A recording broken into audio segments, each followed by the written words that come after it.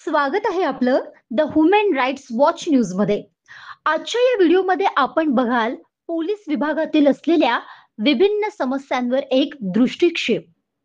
मित्रांनो, जर आपण आज आमचा व्हिडिओ आवडला असेल तर आपण आमच्या या चॅनलला लाईक आणि सबस्क्राईब अवश्य करा, जेणेकरून आम्हाला आपणाकरिता येणाऱ्या कालावधीत आणखीही महत्त्वपूर्ण आणि मनोरंजक व्हिडिओ बनवायला प्रेरणा मिळेल. तर मग चालूया आजच्या आपल्या विषयाकडे.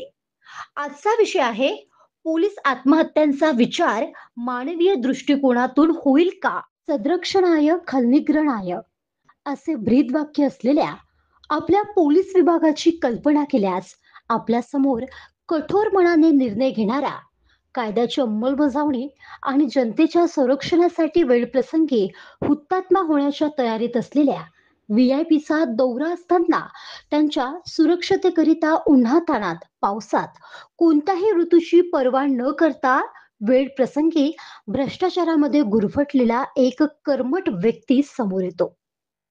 त्याच्या वर्दीला पाहिल्यावर त्याला सुद्धा काही मानवीय भावना असतील. त्याचे मन सुद्धा चिंतेने आणि तणावाने व्याकुळ होऊ शकते, असा विचार कदाचित जनतेला पडत नसेल का? आत्महत्या म्हटले की मानसिक दौर्बल्य, असह्य तणाव किंवा कौटुंबिक कारणे आपल्या समोर येतात.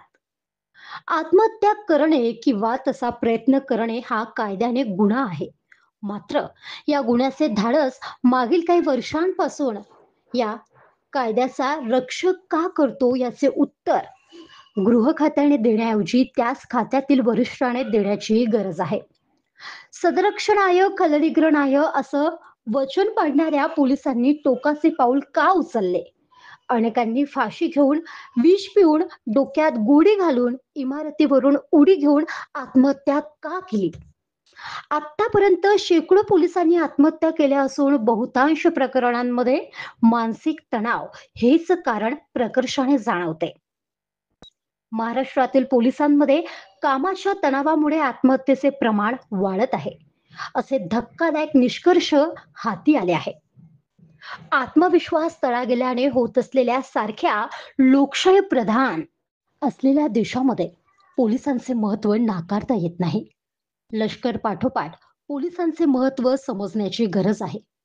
देशावर कुठलेही संकट असेल तर आपल्या जीवाची पर्वा न करणारे, रक्ताचा शेवटचा थेंब असेपर्यंत लढणारे आमचे सैनिक आणि जनतेच्या संरक्षणासाठी वेळप्रसंगी आपले प्राण गमावून हुतात्मा होण्याच्या तयारीत असलेले आपले पोलीसही तितकेच महत्त्वाचे आहे.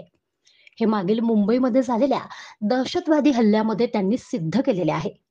परंतु पोलीस विभाग म्हटलं तर भ्रष्टाचारामध्ये गुरफटलेला, पैसा मिळतो पण सर्वात महत्त्वाचे म्हणजे मनशांती नाही, कुटुंबाला वेळच देता येत नाही, ही पोलीस दलातील लोकांची सर्वात महत्त्वाची खंत आहे. त्यात राजकीय नेत्यांकडून होणारी अपमानकारक वर्तवणूक, त्यामुळे सन्मान मिळत नाही, अशी भावना तयार होते. कधी वरिष्ठ अधिकारी एखाद्या प्रकरणात वाऱ्यावर सोडतात तर काही वेळा नको त्या ठिकाणी ड्युटी लावली जाते.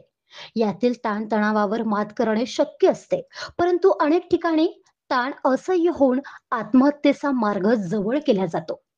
समाजाकडे नजर फिरवली तर कुटुंबातील व साहेब रजाही देत नाही, अशा वेळी भावनिक कोंडी होते. त्यामध्ये जर दंगल, हिंसाचार, दगडफेक, कर्फ्यू, गोळीबार आदी प्रकरणे उद्भवली तर 24-24 तास ड्युटी करावी लागते. कामाचा व्याप, राज्याच्या ठिकाणी असलेल्या असुविधा, मुलांच्या प्रगतीकडे, त्यांचे शिक्षणाकडे, त्यांचे संस्काराकडे होणारे दुर्लक्ष, अशी कारणेही मानसिक खच्चीकरण करून टाकतात.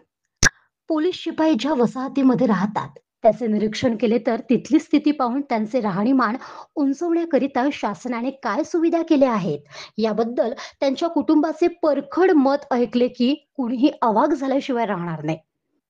आपले पोलीस कुटुंब वाऱ्यावर सोडून नोकरी करतात, याची जाणीव झाल्याखेरीज राहत नाही. सुदैवाने राज्याचे गृहमंत्री पद सांभाळणारे त्यांनी या खात्यामध्ये नाविन्य आणण्याचा सर्वोत्तपरी प्रयत्न सुरू केलेला आहे.